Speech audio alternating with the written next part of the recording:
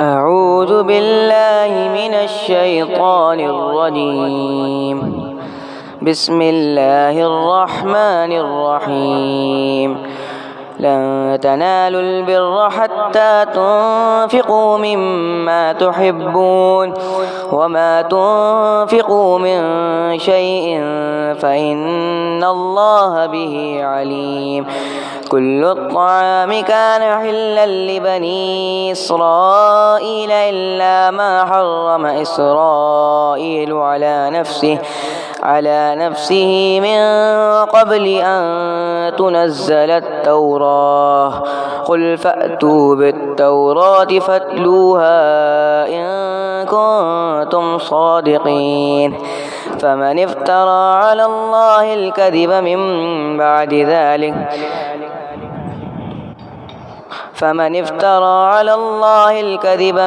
بعد ذلك وهم فاسقون. فمن افترى على الله الكذب من بعد ذلك فأولئك هم الظالمون. قل صدق الله فاتبعوا ملة إبراهيم حنيفا وما كان من المشركين. إن أول بيت وضع للناس للذي ببكة مباركا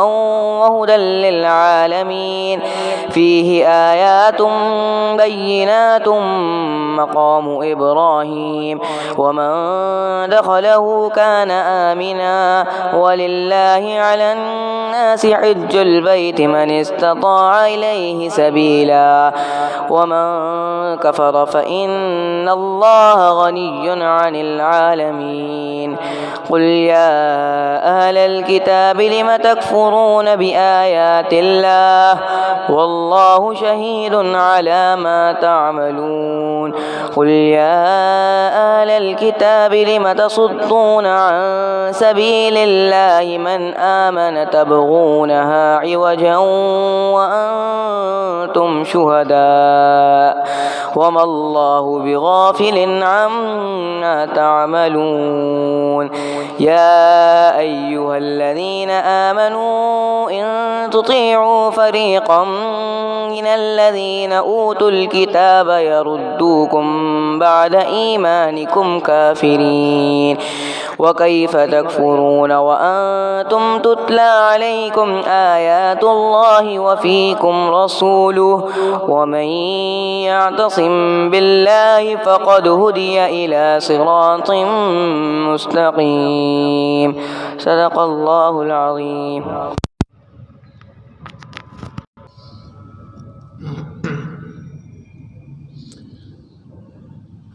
درس قرآن کے شروع کرنے سے پہلے ایک اعلان سماعت فرما لیجیے. آپ میں سے اکثر حضرات کے علم میں ہوگا کہ ہماری اس مسجد کے ساتھ منسلک مدرسہ جامعہ اسلامیہ امداد العلوم، اس میں سالانہ ایک پروگرام ہوتا ہے جس میں تکمیل تقریب حفظ قرآن کریم کے عنوان پر ہوتا ہے، اور وہ بچے جنہوں نے قرآن کریم کو حفظ کیا ہوتا ہے ان کی ایک تقریب ہوتی ہے، انعامات کی تقسیم ہوتی ہے، اور اسی بہانے سے کسی نہ کسی ہمارے بزرگوں میں سے بڑے کی ہمیں زیارت کا موقع بھی ملتا ہے، ان کا بیان سننے کا بھی موقع ملتا ہے، اور ان کی نصیحتیں سننے کا بھی موقع ملتا ہے، صحبت حاصل کرنے کا بھی موقع ملتا ہے۔ یہ اسی طریقے سے ایک پروگرام کل بروز اتوار صبح 10 بجے ہے، جس کے اندر شیخ الاسلام حضرت مفتی محمد تقی عثمانی صاحب دامت برکاتہم العالیہ کو دعوت دی گئی تھی۔ حضرت اپنی کسی مصروفیت کی بنا پر تشریف نہیں لا سکیں گے، تو کل کا جو پروگرام ہے اس میں شیخ الاسلام حضرت مفتی محمد تقی عثمانی صاحب دامت برکاتہم تشریف نہیں لا سکیں گے۔ البتہ پروگرام اپنے طور پر جیسے حسب معمول تھا وہ انشاءاللہ العزیز ہوگا۔ دیگر مہمانان گرامی اس میں انشاءاللہ تشریف لائیں گے۔ حضرت مفتی محمد زبیر صاحب دامت برکاتہم جو اس وقت پر جامعہ صفہ کے نائب محتمم ہیں اور اسلامی نظریاتی کونسل کے ممبر بھی ہیں، وہ بھی انشاءاللہ تشریف لائیں گے، اور انہی کے والد صاحب اور ہمارے بزرگ ہمارے بڑے حضرت مولانا قاری حق نواز صاحب دامت برکاتہم، جو جامعہ صفہ کے محتمم بھی ہیں اور جامعہ صفہ کے شیخ الحدیث بھی ہیں، وہ بھی انشاءاللہ تشریف لائیں گے اور پروگرام حسب معمول اسی طریقے سے ہوگا۔ اللہ کے رسول صلی اللہ علیہ وسلم کی ایک حدیث مبارکہ ہے، نبی علیہ الصلوۃ والسلام نے ارشاد فرمایا کہ تم یا تو دین کا علم حاصل کرنے والے بنو یا دین کا علم پھیلانے والے بنو۔ اگر یہ نہیں بن سکتے تو آخری درجہ یہ ہے کہ علم دین حاصل کرنے والوں سے محبت کرنے والے بنو۔ ہمارا اس پروگرام میں اگر شرکت ہو اس نیت کے ساتھ کہ اللہ رب العزت اس پروگرام میں شرکت کی برکت سے، چونکہ اس سے طلباء اکرام کی حوصلہ افزائی ہوتی ہے، تو اس پروگرام میں شرکت کی برکت سے اللہ رب العزت ہمیں ہمارا شمار بھی علماء سے، طلباء سے محبت کرنے والوں میں کر دیں گے تو انشاءاللہ العزیز ہماری نجات کے لیے یہی بات بھی انشاءاللہ کافی ہوگی۔ اس پروگرام میں خواتین کے لیے بھی باپردہ نشست کا اہتمام پہلے بھی تھا، انشاءاللہ العزیز اب بھی ہے، تو اپنے گھر کی خواتین کو بھی دین کی باتیں سننے کا یہ موقع فراہم کیا جا سکتا ہے۔ الحمدللہ وکفا وسلام علی عبادہ الذین اصطفیٰ، اما بعد۔ گزشتہ درس کے اندر الحمدللہ 3 پارے مکمل ہو چکے تھے، آج چوتھے پارے کی ابتدا ہے۔ گزشتہ درس میں اللہ رب العزت کے اس حکم کی طرف نشاندہی کی گئی تھی کہ اللہ رب العزت نے یہ بات ارشاد فرمائی کہ جو کوئی شخص بھی پہلے کسی بھی کتاب کے اوپر ایمان رکھتا تھا، پہلے کسی بھی نبی کے اوپر ایمان رکھتا تھا، اللہ کے محبوب صلی اللہ علیہ وسلم نبی آخر الزمان محمد مصطفیٰ احمد مجتبیٰ صلی اللہ علیہ وسلم کی دنیا میں بعثت کے بعد اب کسی نبی کے اوپر تمہارا ایمان کا رکھنا کافی نہیں ہوگا، بلکہ تمہیں محمد الرسول اللہ صلی اللہ علیہ وسلم پر بھی ایمان رکھنا پڑے گا۔ وَمَن يَبْتَغِ غَيْرَ الْإِسْلَامِ دِينًا فَلَن يُقْبَلَ مِنْهُ، جو کوئی شخص بھی اس دین اسلام کے علاوہ کسی اور دین کے اوپر ہوگا، اس کو ڈھونڈے گا، اس میں آخرت کو تلاش کرے گا، کامیابی کو تلاش کرے گا، فَلَن يُقْبَلَ مِنْهُ، تو وہ کامیابی اس سے قبول نہیں کی جائے گی۔ وَهُوَ فِي الْآخِرَةِ مِنَ الْخَاسِرِينَ، وہ آخرت کے اندر نقصان اٹھانے والوں میں سے ہوگا۔ لہٰذا دین کی مکمل دعوت جو ہے وہ یہاں پر آ کر تام ہو گئی، مکمل ہو گئی۔ ایک مکمل دین کی دعوت اللہ رب العزت نے دے دی کہ سب سے پہلے جو یہودیوں کے، عیسائیوں کے اشکالات تھے حضرت عیسیٰ علیہ السلام سے متعلق، ان باتوں کو اللہ رب العزت نے ذکر کیا، ان کے اشکالات اور ان کے جوابات اللہ رب العزت نے عنایت فرمائے۔ پھر اگر دلیل سے بات سمجھ میں نہ آئے تو مباہلے کی دعوت دے دی، آؤ میدان کے اندر تم بھی اپنی آل اولاد کو جمع کرو، اللہ کے محبوب صلی اللہ علیہ وسلم بھی اپنی آل اولاد کو جمع کریں گے اور ایک میدان میں جمع ہو کے اللہ سے دعا کریں گے کہ اے اللہ ہم میں سے جو حق پر ہے اس کو باقی رکھ، اور ہم میں سے جو باطل پر ہے، غلط راستے کے اوپر ہے، اے اللہ اس پر اپنی لعنتوں کو برسا دیجئے، اس کو تباہ و برباد فرما دیجئے، دودھ کا دودھ پانی کا پانی ہو جائے گا۔ اور اگر تم اس سے بھی بھاگتے ہو تو پھر آخری بات یہ ہے کہ آؤ اس ایک بات کے اوپر جس پہ ہم اور تم جمع ہیں، اور وہ یہ ہے کہ تعالوا الی کلمۃ سواء بیننا و بینکم، جو بات تمہارے نبی جو دنیا میں آ چکے ہیں، جو دنیا میں آ کے جا چکے، جن انبیاء کے تم اپنے آپ کو نام لیوا کہتے ہو، چاہے وہ موسیٰ علیہ السلام ہو، چاہے وہ عیسیٰ علیہ السلام ہو، چاہے وہ ابراہیم علیہ السلام ہو، ان تمام کے تمام انبیاء نے ایک ہی بات کہی تھی کہ اللہ کے سوا کوئی معبود نہیں، اللہ کے سوا عبادت کے لائق کوئی نہیں، اللہ کے سوا مشکل کشا کوئی نہیں، اللہ کے سوا محبت کے لائق کوئی ذات نہیں، اللہ ہی ہے، اللہ کے سوا کوئی دوسرا نہیں۔ تو یہ بات جو پچھلے انبیاء نے کہی تھی اس پر ایمان لے آؤ۔ اگر اس پر بھی تم صحیح طور پہ ایمان نہیں لاتے اور اللہ کے ساتھ کسی نہ کسی کو شریک کرتے ہو، عیسیٰ علیہ السلام کو اللہ کا بیٹا کہہ کے، عیسیٰ علیہ السلام کو اللہ کا شریک کہہ کے، مختلف بتوں کو اللہ کے ساتھ شریک کر کے، تو پھر یاد رکھو کہ تم آخرت کے اندر نقصان اٹھانے والوں میں سے ہوگے، یہ ساری کی ساری بات کر کے اللہ نے دین کی دعوت بنیادی طور پہ ان کو دے دی۔ اب جب دین کی دعوت مکمل ہو گئی تو اگلی بات اللہ رب العزت ارشاد فرما رہے ہیں کہ دیکھو، جب تم اللہ رب العزت پر اگر حقیقی معنوں میں ایمان رکھتے ہو تو تم اس بات کا تقاضا کر رہے ہو، تم اس بات کا دعویٰ کر رہے ہو کہ اللہ رب العزت کے سوا دنیا کے اندر میرے لیے حقیقی معنوں میں کوئی محبت کے لائق ذات ہی نہیں ہے، میری حقیقی محبت اللہ رب العزت ہی سے ہے، اللہ کے سوا میری کسی سے محبت نہیں ہے۔ اور دنیا کا بھی یہی ضابطہ ہے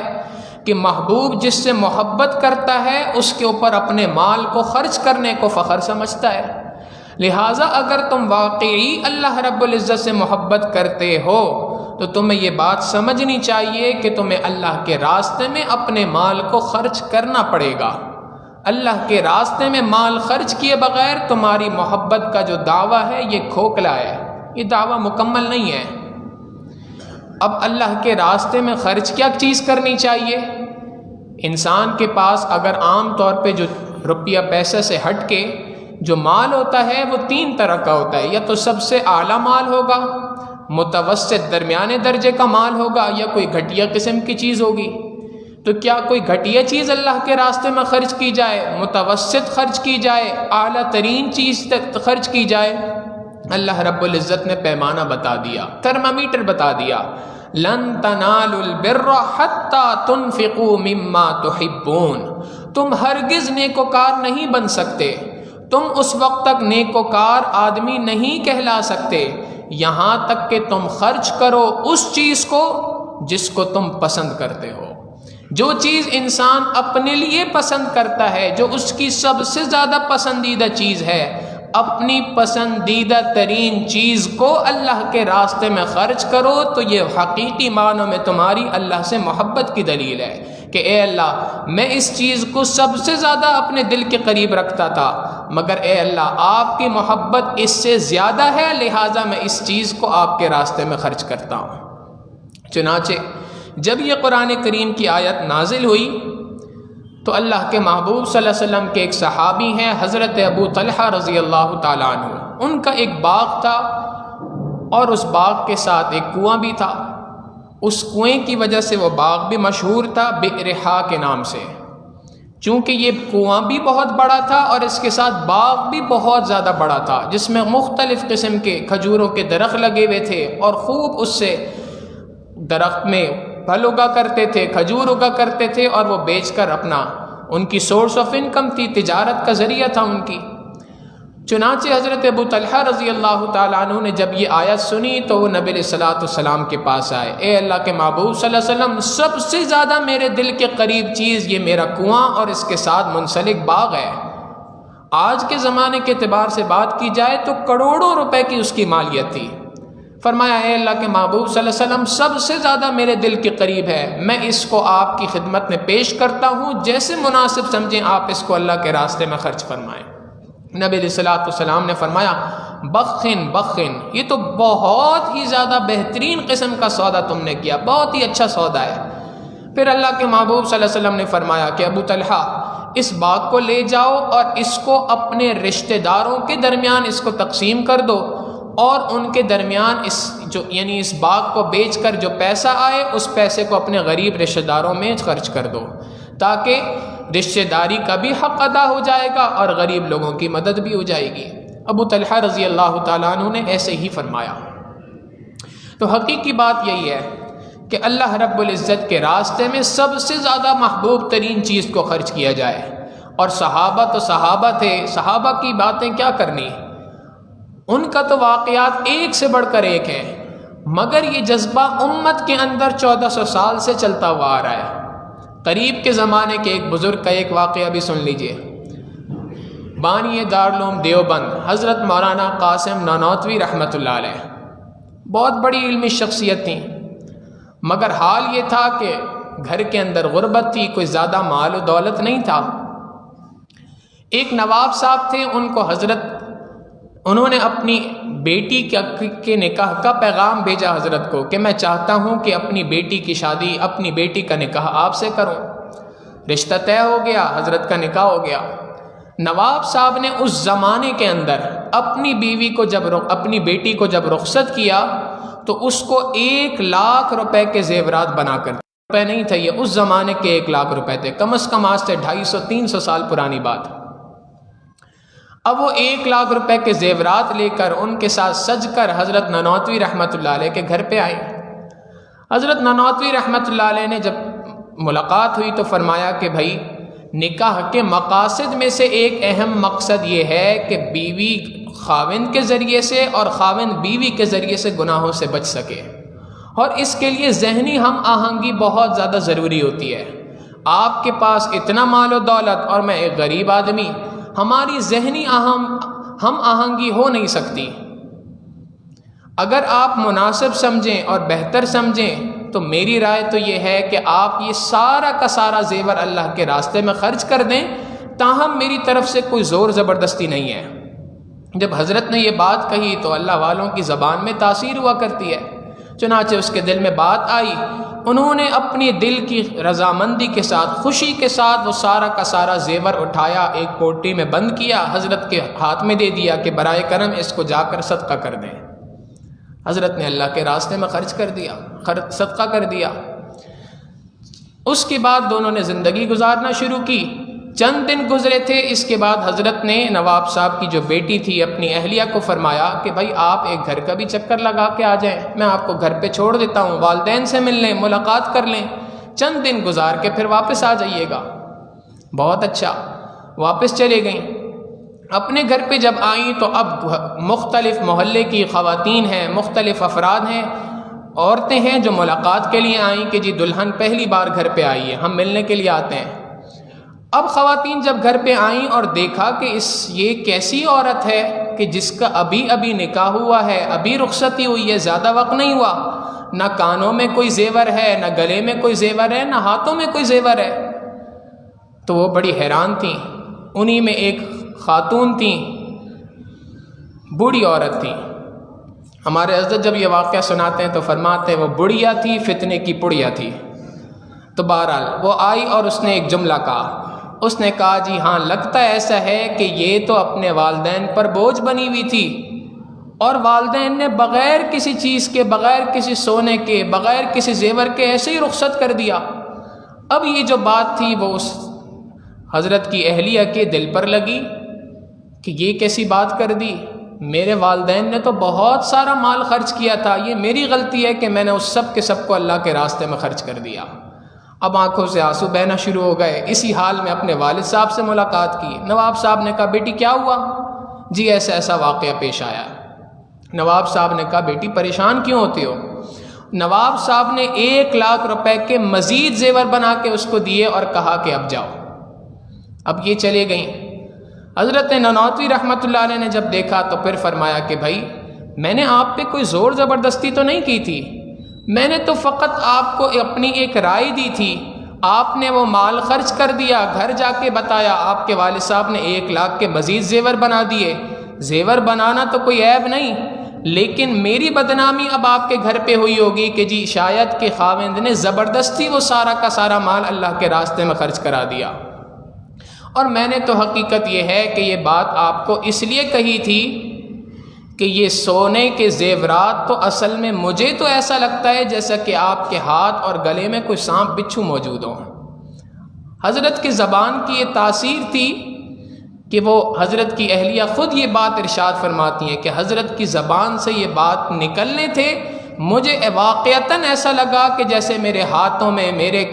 گلے کے اندر، میرے کانوں میں کوئی سونے کے زیورات کے بجائے کوئی سانپ، بچھو اور اس قسم کی چیزیں۔ میں نے جلدی ان کو اتارنا شروع کیا۔ اب اتار کے میں نے ان کو ایک پوٹلی میں باندھا اور حضرت کو کہا جی آپ اللہ کے راستے میں دوبارہ خرچ کر کے آ جائیں اس کو۔ حضرت فرماتے نہیں اب میں نہیں خرچ کر رہا۔ کافی دیر اسی میں گزر گئی، وہ کہتے ہیں خرچ کر دیں، حضرت فرماتے نہیں، ادھر سے اصرار، اس طرف سے انکار۔ کافی دیر کے بعد انہوں نے ہاتھ جوڑے اور اللہ کا واسطہ دیا کہ میں آج کے بعد کبھی ان کی تمنا نہیں کروں گی، آپ سے یہی گزارش ہے، بس آپ اس کو اللہ کے راستے میں خرچ کر دیں۔ حضرت نے پھر ان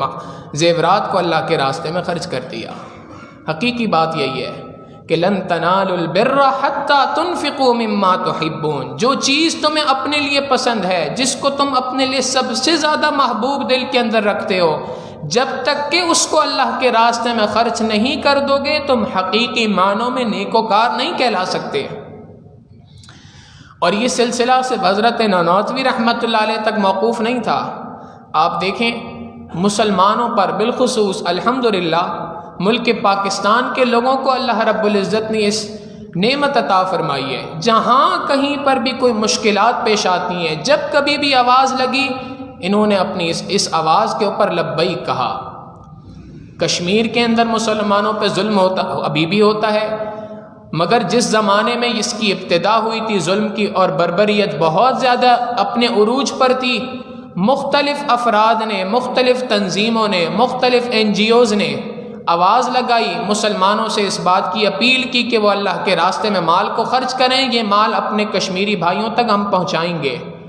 لوگوں نے اپنا مال خرچ کیا اور بھرپور طریقے سے خرچ کیا، عورتوں نے اپنے زیورات بیچ کر اس کام کے لیے جو ہے وہ پیسہ اکٹھا کیا۔ زلزلہ آیا 2005 کے اندر، ہم چھوٹے تھے لیکن ابھی بھی یہ بات یاد ہے، مختلف قسم کے NGOs تھیں، مختلف قسم کے فلاحی ادارے تھے جنہوں نے اپیل کی، اور مسلمانوں نے، اہل پاکستان نے، بالخصوص اہل کراچی نے اس میں دل کھول کر مال کو خرچ کیا، جس طریقے سے ممکن تھا مال کو خرچ کیا، اپنی ضروریات کو دبا کر اپنا مال خرچ کیا، حتیٰ کہ عورتوں نے اپنے زیورات بیچ دیے، اپنی سب سے زیادہ محبوب ترین چیز کو بیچ کر وہ سارا کا سارا پیسہ اللہ کے راستے میں لگا دیا کہ ہمارے ان بھائیوں جن کے اوپر مصیبت آئی ہے ہم ان کی اس وقت پہ مدد کریں گے۔ یہ واقعات زمانے قریب تک تو سننے میں آتے تھے، آج کے موجودہ زمانے میں ایسی کوئی مثال سننے میں نہیں آتی تھی۔ چند دن پہلے ہی کی بات ہے، ساجد کے ذہن میں اکثر یہ بات تھی کہ وہ جذبہ اب لوگوں میں شاید ختم ہو گیا ہے، مگر چند دن پہلے کی بات ہے، واقعی جس کو کہتے ہیں ایمان تازہ ہو گیا، اپنی اس بات سے رجوع کرنا پڑا کہ واقعی آج بھی لوگوں کے اندر یہ جذبہ موجود ہے۔ اسی مسجد کا ایک واقعہ آپ کے سامنے گوش گزار کروں گا۔ ہماری اس مسجد میں آپ کے علم میں ہوگا سولر پاور سسٹم کے لگانے کے سلسلے میں اپیل کی گئی کہ جی بجلی کے اخراجات بڑھتے جا رہے ہیں، اور اس بنا پر ارادہ یہ کیا گیا ہے کہ مسجد اور مدرسے کی پوری چار دیواری کے لیے سولر پاور سسٹم لگایا جائے، اور اس کے لیے ایک بہت زیادہ خطیر رقم ہے، 80 لاکھ روپے جس کی ضرورت ہے۔ تو اس سلسلے میں جو کوئی جس اعتبار سے تعاون کر سکتا ہے تعاون کرے۔ یہ اپیل مسجد کے اندر ہوئی، جمعے کی نماز میں ہوئی، اور یہ الحمدللہ اللہ ہمارے ساتھیوں کو جزائے خیر دے، ان کی محنتوں سے یہ آواز صرف مسجد کے اندر تک نہیں جاتی بلکہ پوری دنیا کے اندر پہنچتی ہے۔ جہاں کہیں جو دیکھنا چاہے وہ اس پروگرام کو دیکھ سکتا ہے، بیانات سے ان چیزوں سے مستفید ہو سکتا ہے۔ چنانچہ اسی محلے کے ایک بہت ہی مقتدر نمازی، ان کی اہلیہ نے گھر کے اندر یہ بات سنی کہ اس طریقے سے اپیل کی گئی ہے، اور اس سلسلے میں والد صاحب نے، حضرت امام صاحب نے اس سلسلے میں اعلان کیا ہے۔ جب خاوند گھر پہ جمعہ پڑھ کے آئے تو انہوں نے کہا کہ دیکھو اللہ رب العزت نے قرآن کریم میں یہ بات ارشاد فرمائی ہے کہ لن تنالوا البر حتی تنفقوا مما تحبون، کہ تم اس وقت تک نیکوکار نہیں ہو سکتے کہ جب تک کہ سب سے زیادہ پسندیدہ چیز جو تمہیں ہے وہ تم اللہ کے راستے میں خرچ کر دو۔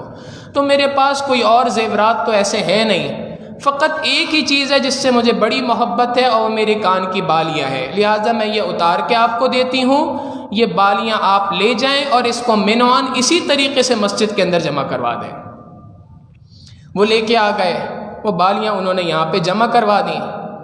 جب انہوں نے یہاں پہ وہ بالیاں جمع کروائیں تو ان کا بھی اندازہ تھا، دیکھ کر بھی لگ رہا تھا کہ تقریباً اس کی قیمت کوئی 30-35 ہزار کے آس پاس کہیں ہوگی، مارکیٹ کی قیمت بھی تقریباً اتنی تھی جب حساب لگوایا۔ مگر ایک صاحب کو جب یہ بات پتہ چلی تو وہ آئے ہمارے حضرت مفتی اظہار صاحب دامت برکاتہم کے پاس، اور ان کو آ کے کہا کہ مفتی صاحب مجھے پتہ چلا ہے کہ ایسے آپ کے پاس کوئی بالیاں آئی ہیں۔ انہوں نے کہا جی بالکل ہیں۔ فرمایا جی آپ مجھے وہ دے دیں، میں آپ سے خریدنے کے لیے تیار ہوں۔ اچھا آپ اس کی کتنی قیمت دیں گے؟ مفتی صاحب ان بالیوں کی قیمت تو کوئی ادا نہیں کی جا سکتی، جتنے اخلاص کے ساتھ یہ دی گئی ہیں میں واقعتاً مجھے کوئی بالیوں کی یا سونے کی لالچ نہیں ہے، میں بس اس کو اپنے پاس بطور ذخیرہ رکھنا چاہتا ہوں آخرت کے لیے، میں آپ کو اس کے 50,000 روپے دیتا ہوں، آپ یہ بالیاں مجھے دے دیں۔ تو اللہ کے نیک بندے اس طریقے سے، اللہ کی نیک بندیاں آج بھی ان کے اندر یہ جذبہ موجود ہے کہ ہمارے دلوں کو جو سب سے زیادہ محبوب چیز ہے ہم اس کو اللہ کے راستے میں خرچ کریں۔ اللہ رب العزت فرماتے ہیں لن تنالوا البر حتى تنفقوا مما تحبون، تم ہرگز نیکوکار نہیں بن سکتے اس وقت تک جب تک کہ تم خرچ نہ کر دو اس چیز کو مما تحبون جس سے تم سب سے زیادہ محبت کرتے ہو، وما تنفقوا من شيء، اور جو کوئی چیز بھی تم اللہ کے راستے میں خرچ کرتے ہو فإن اللہ بہ علیم، بے شک اللہ رب العزت اس کو خوب اچھے طریقے سے جاننے والا ہے، اللہ رب العزت اس کو خوب اچھی طرح سے جانتا ہے۔ ایک بات یہاں پر اور ذکر کر دوں، جیسے یہ مسجد کے سولر سسٹم کی بات ہے، صرف اسی سے خاص متعلقہ گفتگو نہیں ہے، یہ بھی ہے، اور اس طریقے سے اور کوئی اگر اپیل کسی بھی جگہ پر دین کے کسی بھی کام کے سلسلے میں ہو، یاد رکھیں کہ یہ مسجد کی تعمیری کاموں میں سے ایک کام ہے، یہ مسجد کی تعمیر کا کام ہے، یہ کسی کے گھر کا کام نہیں ہے، یہ کسی کی ذات کا کام نہیں ہے، بلکہ یہ مسجد کی تعمیر کے کاموں میں سے ایک کام ہے۔ اس میں اپنی استعداد کے مطابق حصہ انسان کو لینا چاہیے۔ بعض اوقات ہم یہ سوچتے ہیں کہ جی اتنی خطیر رقم کی ضرورت ہے، 80 لاکھ روپے کی ضرورت ہے، کہاں سے ہوں گے یہ 80 لاکھ روپے، میں تو فقط 1,000 روپے سے زیادہ تو میں خرچ ہی نہیں کر سکتا۔ آپ جتنے پیسے اپنی استعداد کے مطابق خرچ کر سکتے ہیں اتنے پیسے اس فنڈ میں ڈالیں، اپنا حصہ اس کے اندر ضرور ڈالیں۔ یہ اس لیے ہے کہ اللہ کے محبوب صلی اللہ علیہ وسلم کی حدیث مبارکہ ہے، نبی علیہ الصلوۃ والسلام نے ارشاد فرمایا من بنا للہ مسجدا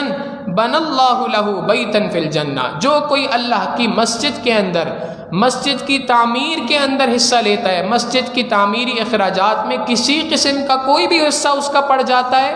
اللہ رب العزت جنت کے اندر اس کے لیے گھر بنا دیتے ہیں، اللہ رب العزت جنت میں اس کے لیے تعمیر فرماتے ہیں گھر۔ لہٰذا اس نیت کے ساتھ کہ اگر 1,000 روپے بھی میرے خرچ ہو گئے، اگر میرے 100 روپے بھی اس کام کے اندر لگ گئے، نامعلوم کہ اس 100 روپے کے لگنے کی برکت سے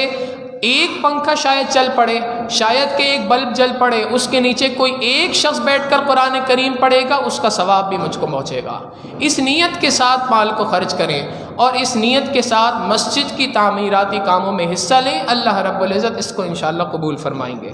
آگے اگلا مسئلہ اللہ رب العزت ارشاد فرماتے ہیں، اور اس کا بھی پس منظر ہے کہ یہودیوں نے ایک بات یہ اڑا دی تھی، چونکہ پچھلی قرآن کریم کی آیت گزری ہے کہ ہم تمام کے تمام انبیاء پر ایمان لاتے ہیں، ہم تمام کے تمام انبیاء کے درمیان کسی میں کوئی تفریق نہیں کرتے کہ فلاں نبی ہمارا ہے اور فلاں نبی ہمارا نہیں ہے، لا نفرق بین احد منہم، ہم ان میں سے کسی کے درمیان کوئی فرق نہیں کرتے، تمام کے تمام انبیاء ہمارے ہیں۔ جب یہ بات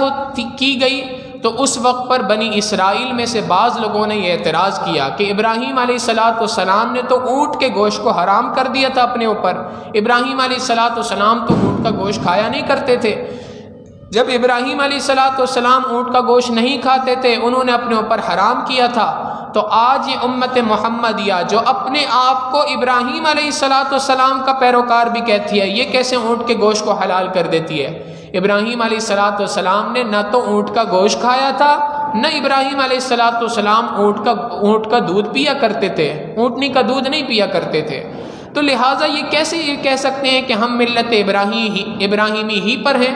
اللہ رب العزت نے یہاں پر جواب ارشاد فرمایا کہ تم یہ جو بات کہتے ہو کہ ابراہیم علیہ السلام نے یہ بات کہی تھی، ہرگز درست نہیں۔ ابراہیم علیہ السلام کی بات کے بارے میں یہ بات کہنا تمہارا فقط بہتان ہے۔ اگر کوئی ایسی بات ہے تو تورات لے آؤ، زبور لے آؤ، انجیل لے آؤ، کوئی قرآن کریم کے علاوہ کوئی آسمانی کتاب لے آؤ جس کتاب کے اندر یہ حکم لکھا ہو کہ اللہ رب العزت کی جانب سے یہ حکم تھا، ابراہیم علیہ السلام نے یا فلاں نبی نے اپنے اوپر اونٹ کے گوشت کو حرام کر لیا تھا، اونٹنی کے دودھ کو حرام کر دیا تھا، یہ بات کہیں پر بھی اگر موجود ہے تو لے آؤ اس کو دلیل کے طور پہ۔ اللہ رب العزت فرماتے ہیں کل الطعام کان حلا لبنی اسرائیل، ہر وہ کھانے پینے کی چیز جو بنی اسرائیل کے لیے حلال تھی، الا ما حرم اسرائیل علی نفسہ، مگر یہ کہ اسرائیل نے، حضرت یعقوب علیہ السلام نے اس کو اپنے لیے خود حرام کر لیا تھا، من قبل ان تنزل التوراۃ، تورات کے اترنے سے پہلے۔ تورات کے اترنے سے پہلے یعقوب علیہ السلام نے ایک منت اپنے اوپر مان لی تھی،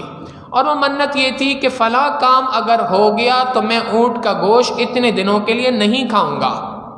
ان کی شریعت میں اس بات کی اجازت تھی کہ کسی حلال چیز کو اپنے اوپر حرام کر دیا جائے۔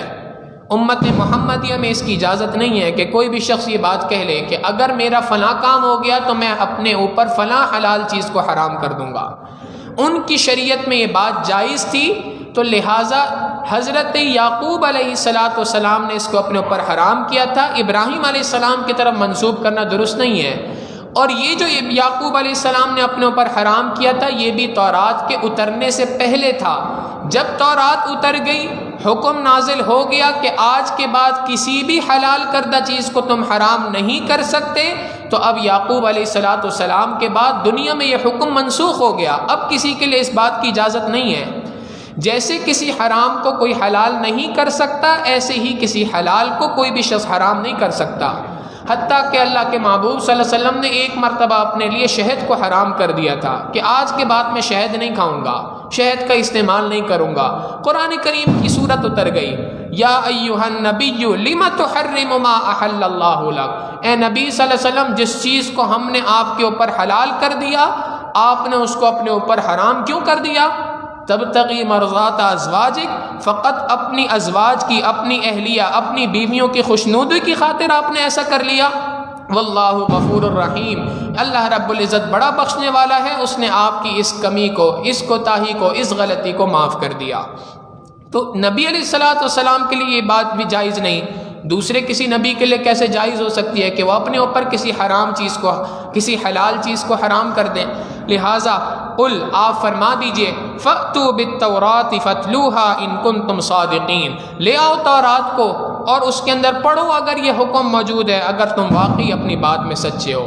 مگر تم اپنی بات میں سچے نہیں ہو، لہٰذا یاد رکھو فَمَنِ افْتَرَىٰ عَلَى اللَّهِ الْكَذِبَ مِن بَعْدِ ذَلِكَ، جو کوئی شخص بھی اس کے بعد اللہ پر جھوٹ باندھتا ہے، فَأُولَٰئِكَ هُمُ الظَّالِمُونَ، تو وہ تو حقیقی معنوں میں بہت بڑا ظالم ہے۔ اس سے بڑا ظالم کون ہو سکتا ہے جو اللہ رب العزت کی ذات پر اتنا بڑا جھوٹ باندھ رہا ہو؟ لہٰذا قل، آپ فرما دیجئے، صدق اللہ، اللہ نے سچ فرمایا، اللہ کا حکم ہی سچا ہے، جو بات تم کہہ رہے ہو وہ حقیقی معنوں میں سچی نہیں، وہ بات جھوٹی ہے۔ فَاتَّبِعُوا مِلَّةَ إِبْرَاهِيمَ حَنِيفًا، لہٰذا یکسو ہو کر ابراہیم علیہ السلام کی ملت پر، ابراہیم علیہ السلام ہی کے دین کے اوپر عمل کرو، اس لیے کہ وما کان من المشرکین، ابراہیم علیہ السلام شرک کرنے والوں میں سے نہیں تھے، وہ پکے موحد تھے، وہ اللہ رب العزت ہی کو اپنا حقیقی معبود سمجھا کرتے تھے۔ لہٰذا تم ابراہیم علیہ السلام کے نام لیوا ہو تو ابراہیم علیہ السلام نے جیسے فقط اللہ کی پیروی کی، تم بھی اللہ ہی کی پیروی کرو۔ جیسے ابراہیم علیہ السلام نے وعدہ کر رکھا تھا کہ اگر نبی یہ آخر الزمان دنیا میں تشریف لائے تو اے اللہ میں ان کی مدد کروں گا، ان کی پیروی کروں گا، تو تم اگر انہی کے ماننے والے ہو تو نبی یہ آخر الزمان دنیا میں تشریف لا چکے ہیں، تمہارے اوپر بھی لازم ہے کہ تم انہی کی پیروی کرو۔ ان اول بیت وضع للناس للذی ببکۃ مبارکا وہدی للعالمین، آگے اللہ رب العزت فرماتے ہیں کہ سب سے پہلا گھر، ان اول بیت، سب سے پہلا گھر بے شک، وضع للناس، جو لوگوں کے لیے بنایا گیا، للذی ببکۃ مبارکا، بے شک وہ بکہ ہے۔ بکہ یہ مکہ مکرمہ ہی کا دوسرا نام ہے۔ مکہ کا معنی ہوتا ہے ناف، مکہ کا معنی ہوتا ہے ناف، جیسے انسان کے جسم میں ناف ہوتی ہے، اور یہ ناف کے بارے میں آج کی میڈیکل سائنس یہ کہتی ہے کہ انسان کے جسم میں جتنی نروز ہیں، جتنی رگیں ہیں جہاں سے خون پوری کی پوری انسان کی باڈی میں سپلائی ہوتا ہے، وہ ساری کے ساری رگوں کا، وہ ساری کے ساری نروز کا جو گچھا ہے وہ سارا کا سارا آ کے انسان کی ناف کے اندر جا کے جڑتا ہے، اور اسی ناف کے ذریعے سے اس کو غذا دی جاتی ہے۔ تو بالکل مکہ مکرمہ کا نام بھی مکہ اسی وجہ سے پڑا کہ یہ ایک ایسی جگہ ہے جہاں سے پوری کی پوری انسانیت کو، پوری دنیا دنیا میں اللہ رب العزت کے ماننے والوں کو، اللہ رب العزت کی عبادت کرنے والوں کو روحانی اعتبار سے غذا پہنچائی جاتی ہے۔ پھر اسی کا نام ایک اور رکھا گیا بکا، اور بکا کہتے ہیں گردن جھکانے والا، گردن توڑنے والا۔ بکا، مکہ مکرمہ کو بکا بھی اسی وجہ سے کہتے ہیں کہ یہاں پر آ کر تمام کے تمام انسانوں کی گردنیں جھک جایا کرتی ہیں۔ بکا کو بکا اسی وجہ سے کہتے ہیں، یہاں پر آ کر اگر کوئی شخص بھی اللہ کے اس گھر کو توڑنے کی کوشش کرتا ہے، اس گھر کو ڈھانے کی کوشش کرتا ہے، اللہ رب العزت ان آنے والوں کی گردنوں کو توڑ دیا کرتے ہیں۔ بکا کو بکا اسی وجہ سے کہتے ہیں کہ اگر کوئی شخص بھی یہاں پر اللہ کے اس گھر کی تعظیم کو ختم کرنا چاہے، بیت اللہ کی عظمت کو ڈھانے کی کوشش کرے، ایک تو ہے بیت اللہ کو ڈھانے کی کوشش کرنا، ایک ہے بیت اللہ کی عظمت کو ختم کرنا، اور اس کا طریقہ کار یہی ہے کہ بیت اللہ کے قرب و جوار میں، وہ بیت اللہ جس کو اللہ رب العزت نے امن کا گہوارہ بنایا، وہ بیت اللہ جو تمام کے تمام انسانوں کے لیے عبادت کا ذریعہ تھا، عبادت کے مرکز تھا،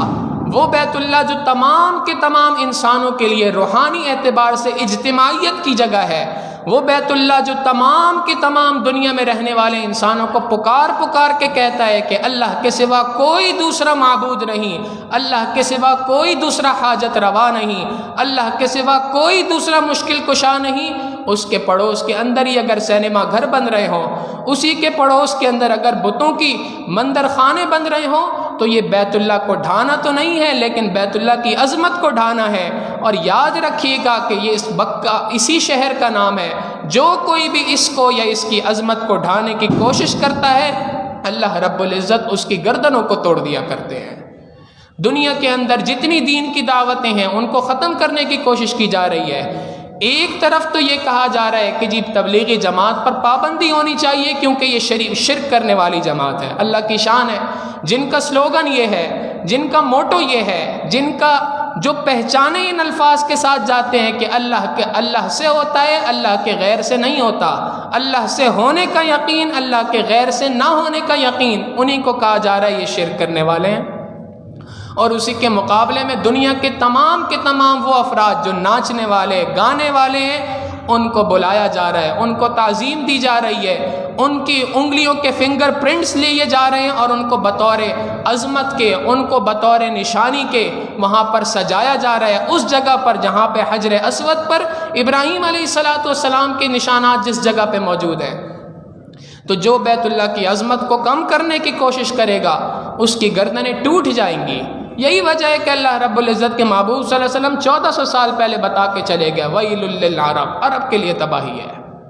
اللہ رب العزت ہماری حفاظت فرمائے، ان کو بھی اللہ رب العزت نیک ہدایت نصیب فرمائے، اللہ رب العزت انہیں بھی عقل سلیم عطا فرمائے۔ ان اول بیت، بے شک سب سے پہلا گھر، وضع للناس، جو لوگوں کے لیے بنایا گیا، للذی ببکہ، وہ بے شک مکہ مکرمہ ہے، مبارکن، یہ بڑی بابرکت جگہ ہے، وہدی للعالمین، اور دونوں جہانوں کے لیے ہدایت کا ذریعہ ہے۔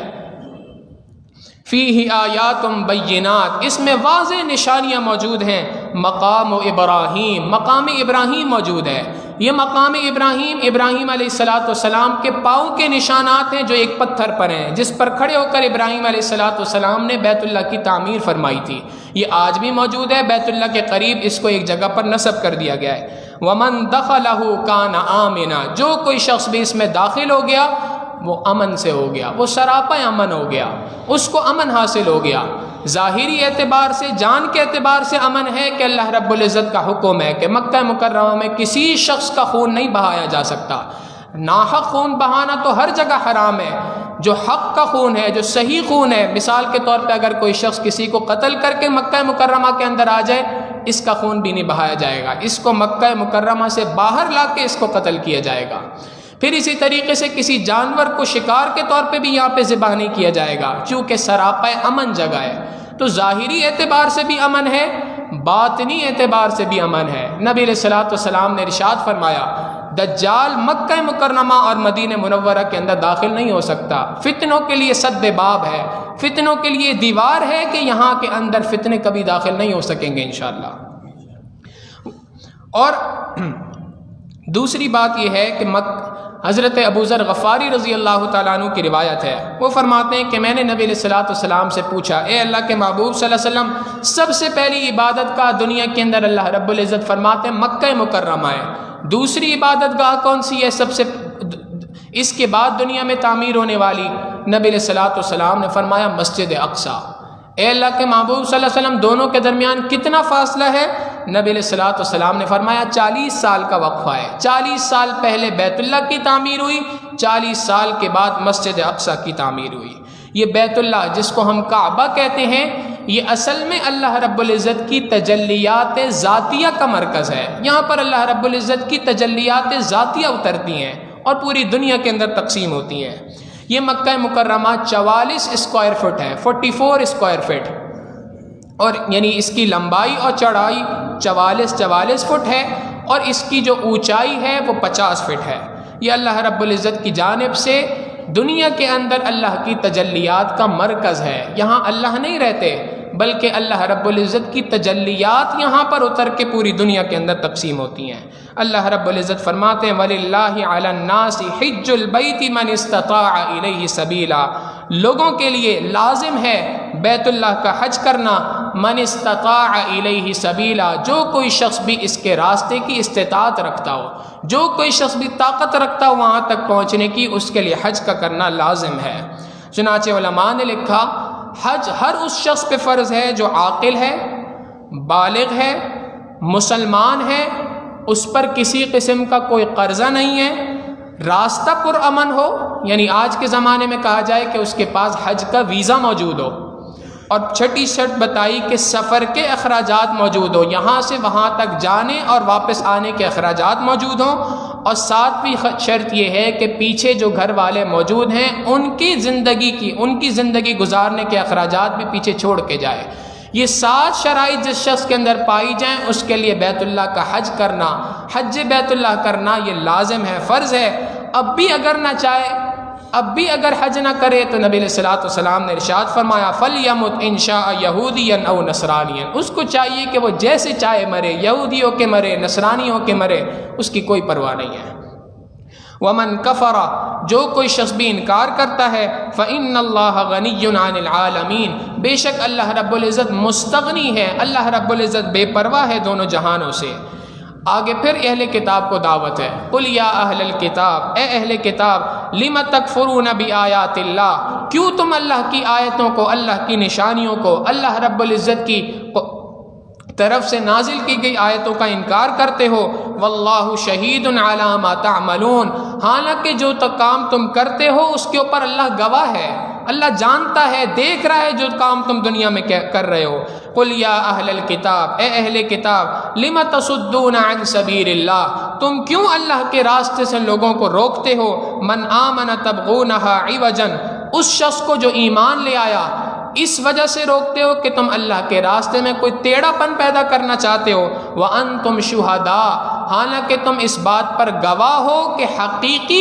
معنوں کے اندر، حقیقی دین، حقیقی اسلام، حقیقی دنیا کے اندر مذہب تو دین اسلام ہے۔ پہلے بھی یہ بات ذکر کی جا چکی ہے کہ یہ یہودی اور عیسائی جو تھے یہ اللہ رب العزت کے محبوب صلی اللہ علیہ وسلم کے دنیا میں آنے کا انتظار فرما رہے تھے، یہ دنیا میں آنے کی نبی علیہ الصلوۃ والسلام کی دعائیں کیا کرتے تھے، ان کی کتابوں میں نبی علیہ الصلوۃ والسلام کے بارے میں تفصیلی باتیں موجود تھیں، لہٰذا یہ جانتے تھے کہ نبی علیہ الصلوۃ والسلام دنیا میں آنے والے ہیں،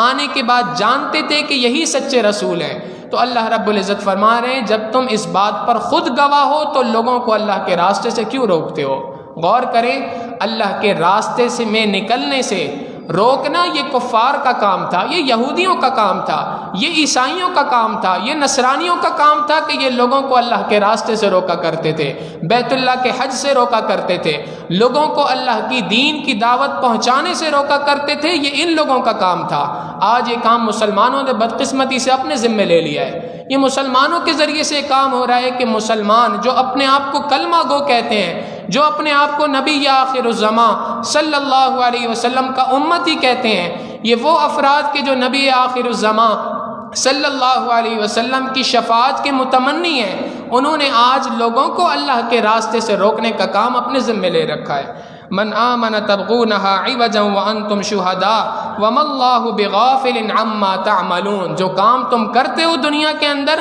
اللہ اس سے غافل نہیں ہے، اللہ وہ تمام کاموں کو دیکھ رہا ہے۔ یا ایھا الذین آمنوا، اے ایمان والو، ان تطیعوا فریقا من الذین اوتوا الکتاب، اے ایمان والو اگر تم پیروی کرو گے اہل کتاب میں سے، یہودیوں عیسائیوں میں سے کسی ایک گروہ کی، یردوکم بعد ایمانکم کافرین، تمہارے ایمان لانے کے بعد یہ تمہیں دوبارہ کفر کے اندر پہنچا دیں گے۔ دنیا کے اندر تم اگر یہودیوں سے دوستی کرو گے، عیسائیوں سے دوستی کرو گے، یہودیوں کو دنیا کے اندر تسلیم کر لینے کی اگر باتیں کرو گے، تو یاد رکھو یہ جب تک تمہیں کفر کے اندر نہ پہنچا دیں یہ کبھی بھی تم سے راضی نہیں ہو سکتے۔ لن ترضى عنك اليهود ولا النصارى حتى تتبع ملتهم، جب تک کہ تم ان کی دین کی پیروی کرنے نہ لگ جاؤ یہ تم سے ہرگز راضی نہیں ہوں گے۔ اور اللہ رب العزت فرماتے ہیں وَكَيْفَ تَكْفُرُونَ، تم اللہ کا انکار کیسے کر سکتے ہو؟ وَأَنْتُمْ تُتْلَى عَلَيْكُمْ آیَاتُ اللَّهِ، حالانکہ اللہ کی آیتیں، اللہ کا قرآن تمہارے سامنے پڑھ کے سنایا جاتا ہے۔ وَفِيكُمْ رَسُولُ، اللہ کے رسول صلی اللہ علیہ وسلم تمہارے درمیان موجود ہیں۔ قرآن کریم کی اگر کوئی آیت پڑھ کے سنائی جائے باوجود عربی دان ہونے کے تمہیں سمجھ میں نہ آئے تو اللہ کے رسول صلی اللہ علیہ وسلم دنیا کے اندر موجود ہیں، کیوں نہیں پوچھ لیتے ان سے پوچھ کے اس کا مفہوم سمجھ لو۔ جب تم اس کا مفہوم بھی سمجھ چکے ہو، قرآن کریم کی آیت تمہارے سامنے نازل ہو رہی ہے، اللہ کے محبوب صلی اللہ علیہ وسلم موجود ہیں، اب اس کے بعد اللہ کے دین سے پھرنے کا کیا جواز تمہارے پاس باقی بچتا ہے؟ وَمَن يَعْتَصِم بِاللَّهِ، جو کوئی شخص بھی اس سے بچتا ہے، فقد ہدی الی صراط مستقیم، تحقیق اس کی رہنمائی کر دی جاتی ہے سیدھے راستے کی طرف۔ جو کوئی شخص بھی اللہ کے محبوب صلی اللہ علیہ وسلم کے اوپر اترنے والے اس قرآن کریم کو اپنے سینے سے لگاتا ہے، جوڑتا ہے اپنے آپ کو اس قرآن کریم سے، اور اس قرآن کریم کے اسی معنی کو سمجھنے کی کوشش کرتا ہے کہ جو اللہ کے محبوب صلی اللہ علیہ وسلم آج سے 1400 سال پہلے بتا کے چلے گئے، تو تم نے شروع میں دعا مانگی تھی کہ اللہ اہدنا الصراط المستقیم، سیدھا راستہ بتا دیجئے۔ اللہ رب العزت فرما رہے ایسا شخص جو قرآن کریم کا وہ معنی جو نبی علیہ الصلوۃ والسلام سے ثابت ہے اس کو لیتا ہے، حقیقت یہی ہے کہ وہی شخص رہنمائی کر دی گئی اس شخص کی اللہ رب العزت نے سیدھے راستے کی طرف۔ لہٰذا سیدھا راستہ وہی ہے کہ قرآن کریم کو اپنے سینوں سے لگاؤ، قرآن کریم کے ساتھ تعلق قائم کرو، اور قرآن کریم کا معنی وہی سمجھنا۔ ایسا نہ ہو کہ 1400 سال کے بعد کوئی دنیا کے اندر آ کے تمہیں کہے کہ قرآن کریم کا معنی مجھے یہ سمجھ میں آتا ہے، اس کی جو سمجھ میں آتا ہے وہ قابل قبول نہیں ہے۔ قرآن کریم کا وہی معنی قابل قبول ہے جو اللہ کے محبوب صلی اللہ علیہ وسلم 1400 سال پہلے امت کو بتا کے چلے گئے، جو صحابہ رضی اللہ تعالیٰ عنہ مجمعین نے ہم تک پہنچا دیا۔ لہٰذا اسی معنی کو سمجھتے رہو، اللہ سے دعائیں مانگتے رہو، اے اللہ اسی معنی کے مطابق قرآن کریم کو سمجھنے، سیکھنے اور اس کے مطابق عمل پیرا رہنے کی ہمیں توفیق عطا فرمائے۔ وآخر دعوانا ان الحمد للہ رب العالمین۔ سبحان ربی العلی الوہاب، اللہم صلی علی سیدنا محمد وعلی آل سیدنا محمد وبارک وسلم۔ ربنا ظلمنا انفسنا وان لم تغفر لنا وترحمنا لنکونن من الخاسرین۔ اللہم نور قلوبنا بالقرآن وزین اخلاقنا بالقرآن ونجنا من النار بالقرآن۔ وصلی اللہ تعالی علی حبیبہ سیدنا محمد وآلہ واصحابہ اجمعین برحمتک یا ارحم الراحمین۔